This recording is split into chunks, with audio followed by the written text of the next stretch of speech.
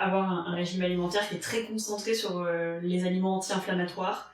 Ça, j'ai fait parler à une fille que ça avait beaucoup aidé. Et d'ailleurs, j'ai un peu le temps de faire un épisode complètement dédié là-dessus, parce que j'ai la mère d'une pote qui connaît un diététicien qui est complètement concentré sur l'alimentation. Sans FODMAPs, tout ça, là. Moi, j'ai vachement changé mon alimentation depuis que je suis malade aussi. Je mange plus de... Alors déjà, je suis flexitarienne, donc je mange peu de viande, mais je mange très très peu de viande de porc, parce que ça me fait très mal au ventre. Je mange beaucoup moins de viande rouge, je mange beaucoup moins de cru, et vraiment les plaisirs lactose, je bois que du lait sans lactose maintenant, et les plaisirs lactose, c'est vraiment quand j'en ai besoin. Pareil, j'essaye de privilégier le végétal, mais pour vraiment des raisons de santé, quoi.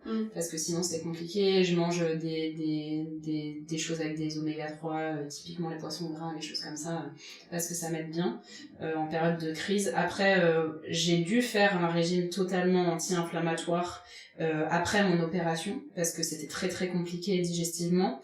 Et pour moi, ça a été trop difficile.